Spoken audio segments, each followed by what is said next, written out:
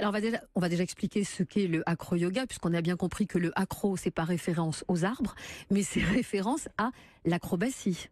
Oui, On est exactement. dans un yoga qui est peut-être plus physique, plus sport de compétition.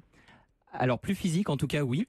Ça c'est sûr. Acro, dans sa racine grecque, ça veut dire élevé. Et yoga, ça signifie union. Donc finalement, on est dans une union élevée, une union au sommet. Alors oui, ça fait référence à des formes d'acrobatie et des acrobaties qui vont être accessibles vraiment à tout le monde.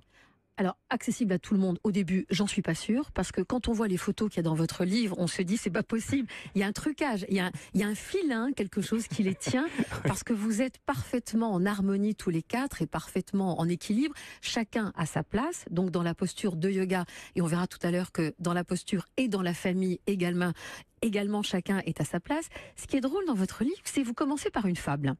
L'histoire de Anne Drénaline et sa sœur Nora, donc Nora Drénaline, qui vivent à Glandes-sur-Rhénal. Alors pourquoi cette fable ?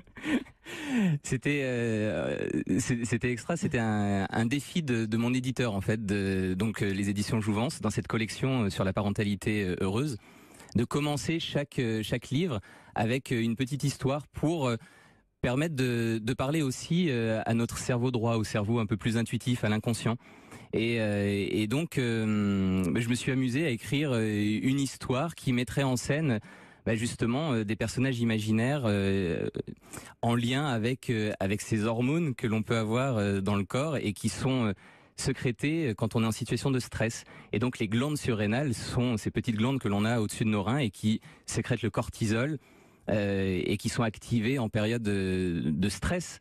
Et donc cette fable, c'était pour indiquer que quand on est en situation de stress, eh bien, tout peut être chamboulé et on peut changer complètement notre attitude vis-à-vis des autres et notre relation à la vie, au monde. Et simplement, en se mettant en relation les uns avec les autres, à travers l'acro-yoga et le yoga de manière plus générale également, on peut gérer son stress, le fameux l'os-stress qui est dans cette histoire, dans cette métaphore, pour justement avoir des relations qui vont être ce que l'on peut appeler des relations plus résonantes, où on va être plus en empathie, où on va être plus en connexion avec l'autre.